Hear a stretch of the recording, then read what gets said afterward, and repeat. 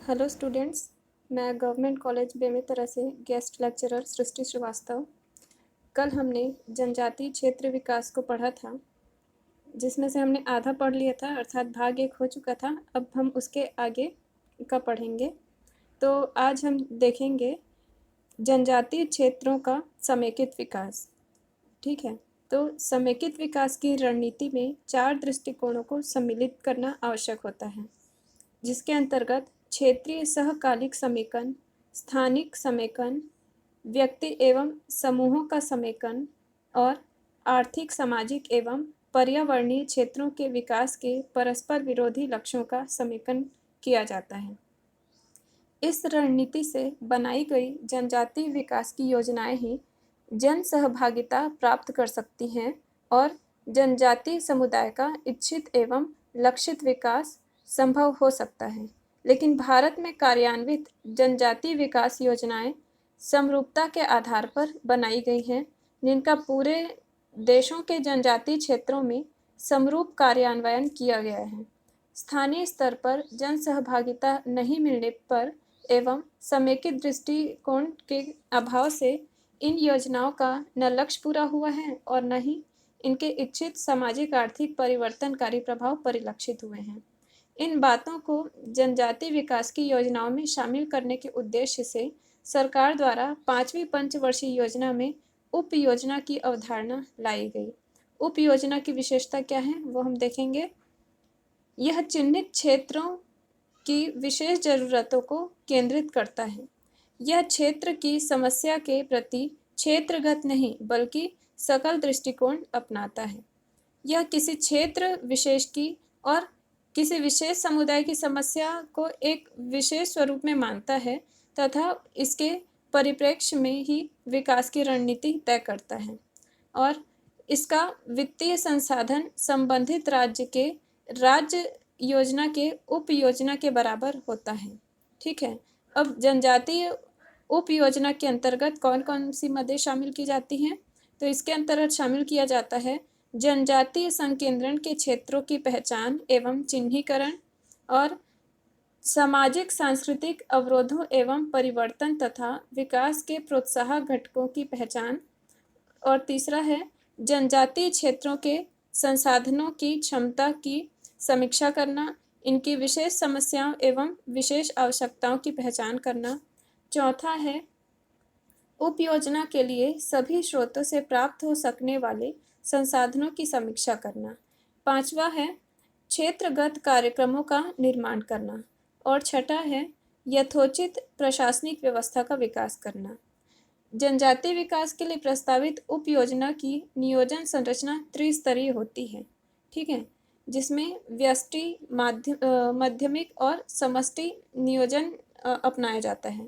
जहाँ विकास प्रखंड एक व्यष्टि प्रदेश है, वहीं कई विकास प्रखंडों को मिलाकर जहाँ पे लगभग जनसंख्या कितनी होनी चाहिए, 3 से 5 लाख तक जनसंख्या होगी, एक माध्यमिक प्रदेश कहलाएगा तथा किसी पूरे जनजातीय क्षेत्र को एक समष्टि प्रदेश के रूप में माना गया है। तो इन तीनों स्तरों पर संपन्न कार्यों की रूपरेखा कुछ इस प्रकार होगी, जैसे कि व्यष्टि क्षेत्र। ठीक है, व्यष्टि स्तर पर कौन कौन से कार्य होंगे? इसके अंतर्गत आएगा उच्चतर द्वितीयक स्तर की शिक्षा, प्रारंभिक स्वास्थ्य योजनाएं, कृषि विस्तारण, कृषिगत आगतों की आपूर्ति, लघु सिंचाई परियोजना, प्रारंभिक पशु चिकित्सा एवं सेवाएं, बहुउद्देशीय सहकारिताएं, स्थानीय पंचायत, घरेलू उद्योग और गांवों को जोड़ने वाली सड़कें। तो इन सभी को व्यष्टि स्तर पर शामिल किया जाएगा। फिर आता है माध्यमिक स्तर। माध्यमिक स्तर पर संपन्न कार्य कुछ इस प्रकार होंगे। इसके अंतर्गत होगा उच्चतर सामान्य शिक्षा, तकनीकी एवं व्यावसायिक प्रशिक्षण, मानव संसाधन नियोजन एवं रोजगार सेवाएं, उच्च स्वास्थ्य सेवाएं तथा प्रेषणीय।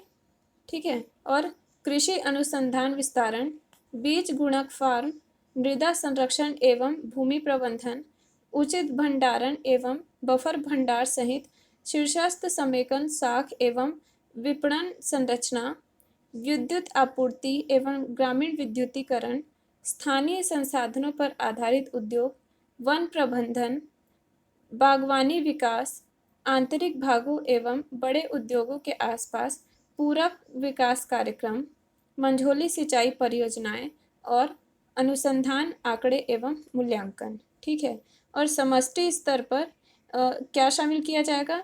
तो व्यष्टि स्तर पर समष्टि स्तर पर इसके प्रमुख कार्य होंगे जनजातीय विकास परियोजनाओं में समन्वयन संबंधी गतिविधियां, प्रादेशिक स्तर के कृषि अनुसंधान, परियोजना के क्षेत्रीय कार्यक्रमों को दिशा निर्देश देना, बड़ी सिंचाई परियोजनाएं, नदी घाटी विकास, प्रदेश का औद्योगिक एवं खनिज संबंधी विकास, ताकि परियोजना स्तर के विकास कार्यक्रम की पूरकता की गारंटी हो सके, विपणन परियोजनाएं और इसका मूल्यांकन। ठीक है।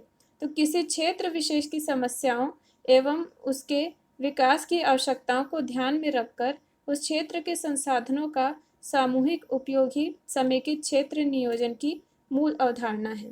जनजातीय क्षेत्रों के विकास से जुड़ी प्रमुख समस्याएं जिन पर अब ध्यान देना आवश्यक है वो कुछ इस प्रकार से हैं, जिसके अंतर्गत है भूमि अपवर्तन, ऋणग्रस्तता और शोषण, बंधुआ मजदूर, निम्न शिक्षा स्तर, निम्न कृषि उत्पादन एवं उत्पादकता, आवश्यक उपभोक्ता वस्तुओं की अपर्याप्त आपूर्ति, भूमि उद्धार, अपर्याप्त सिंचाई सुविधाएं, पेयजल की कमी, अपर्याप्त संचार सुविधाएं, आवास की समस्या, अपर्याप्त विपणन सुविधाएं, अपर्याप्त रोजगार के अवसर और अल्प विकसित स्वास्थ्य सुविधाएं। तो इन समस्याओं के समाधान एवं अपर्याप्तताओं की समाप्ति के लिए जनजातीय समाज के संस्थागत परिवर्तन की आवश्यकता है। तो इनके विकास के लिए रणनीति किस प्रकार होगी? जनजातीय विकास के व्यष्टि, माध्यमिक और समष्टि स्तरों के लक्ष्यों की प्राप्ति की दिशा में निम्नांकित प्रयास को दूरगामी प्रभाव मिल सकते हैं, जिसके अंतर्गत होगा कृषि विकास की समस्या। ठीक है। तो कृषि उत्पादन और उत्पादकता को बढ़ाने संबंधी विकास कार्यक्रम जिसमें शामिल किया जाएगा सिंचाई सुविधाएं, मृदा संरक्षण, आधुनिक और सस्ते आगत, आर्थिक जोत आकार, बेहतर कृषि विपणन तथा जनजातीय किसानों को कृषि की नई तकनीकों की शिक्षा। ठीक है। और उसके बाद है भूमि अपवर्तन की समस्या। जनजातीय समुदाय की भूमि का महाजन एवं वन ठेकेदार आदि को अपवर्तन ना हो, इसके लिए कुछ कदम उठाने जाने आवश्यक हैं, जिसके अंतर्गत है वैधानिक संरक्षण, अधिकार के प्रति जनजातीय सचेतता, प्रमाणिक भूमि आंकड़े। ठीक है। ये सब इसके अंतर्गत आएंगे। फिर है संचार एवं परिवहन की समस्या। जनजातीय क्षेत्रों में संचार एवं परिवहन की भारी समस्या है। संचार के माध्यम का हाल में विकास प्रारंभ हुआ है, लेकिन परिवहन के क्षेत्र में अभी काफ़ी कुछ किए जाने की आवश्यकता है। बिना इनके इन क्षेत्रों का उचित विकास संभव नहीं है। ठीक है। उसके बाद है वन नीति। क्योंकि वन जनजातीय जीवन का एक अभिन्न अंग है, इन क्षेत्रों से जुड़ी वन नीति की सही समीक्षा और उनके समुचित बदलाव की आवश्यकता है। ठीक है। तो फिर उसके बाद है कृषि संबद्ध क्षेत्रों का विकास। जनजातीय विकास में पशुपालन, मुर्गी पालन, सुअर पालन, मछली पालन, मधुमक्खी पालन, रेशम कीट पालन इत्यादि कृषि संबद्ध क्षेत्रों के विकास को प्रोत्साहन देना आवश्यक है। फिर उसके बाद है जन वितरण प्रणाली का विकास। आवश्यक वस्तुओं की सही समय पर आपूर्ति हो सके, इसके लिए जनजातीय क्षेत्रों में जन वितरण प्रणाली के विकास और सुदृढ़ता पर बल देना अत्यावश्यक है। ठीक है। इसके बाद कुटीर एवं लघु उद्योगों की स्थापना।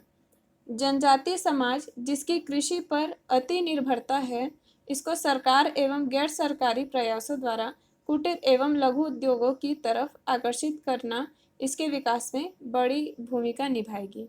इसके बाद है सामाजिक सेवाओं की व्यवस्था। जनजातीय समुदाय में पेयजल, चिकित्सा सेवाएं, पोषण, आवास इत्यादि की भारी कमी है। इन सामाजिक सेवाओं को ध्यान देने से इनका उचित विकास संभव है। इसके बाद है सहकारिता। ठीक है। तो जनजातीय समुदाय आमतौर पर सामाजिक पूंजी में काफ़ी धनी होती है। यही कारण है कि इनके विकास में सहकारिता एक सहज भूमिका निभाने वाला घटक साबित होगा। ठीक है, उसके बाद है शैक्षणिक सुविधाएं। विकास कार्यक्रम को सततता प्रदान करने के लिए इन क्षेत्रों में शिक्षा सुविधाओं को उचित विकास करना एक सामूहिक कदम होगा।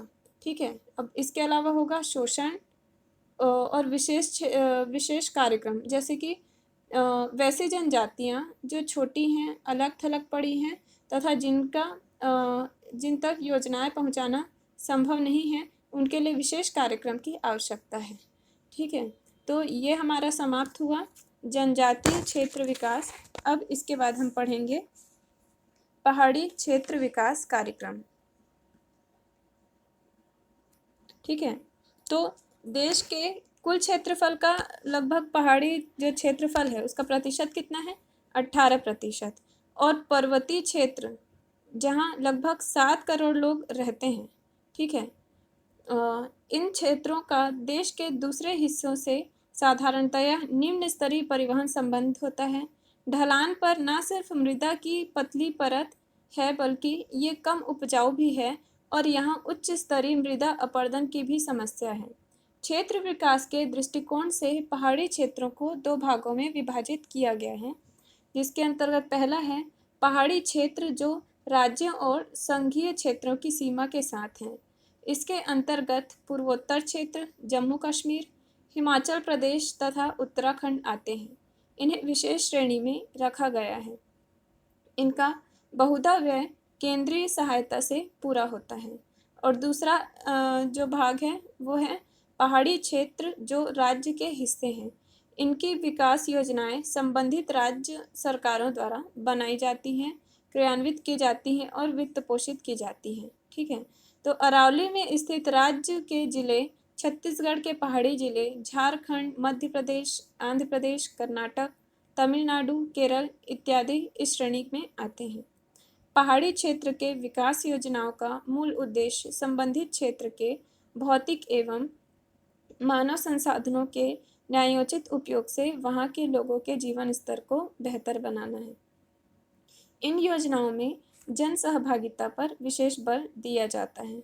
ठीक है, अब पूर्वोत्तर प्रदेश के पहाड़ी राज्यों के समन्वित विकास के लिए केंद्र सरकार द्वारा 1971 में संसदीय अधिनियम द्वारा एक पूर्वोत्तर परिषद की स्थापना की गई।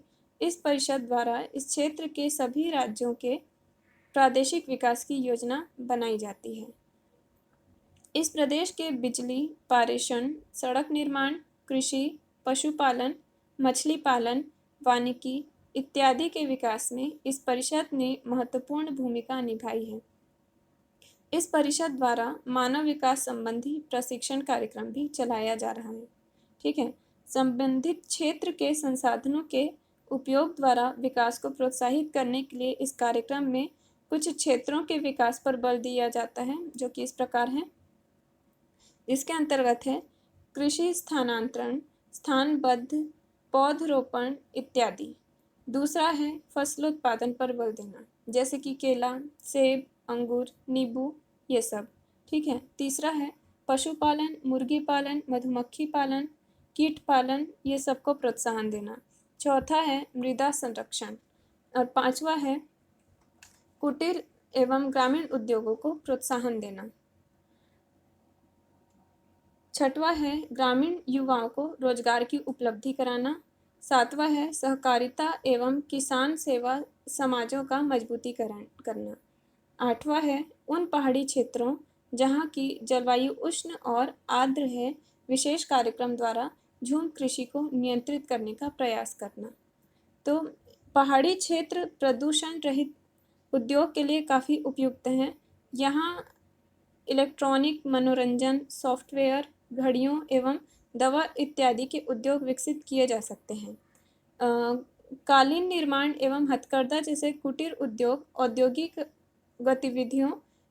गतिविधियां भी यहाँ के लिए उचित हैं। पर्यटन के नियोजित विकास से इस क्षेत्र और इसके समुदाय का व्यापक विकास संभव है। हिमालय प्रदेश जड़ी बूटी, फल एवं फूल के लिए व्यापक धनी प्रदेश है।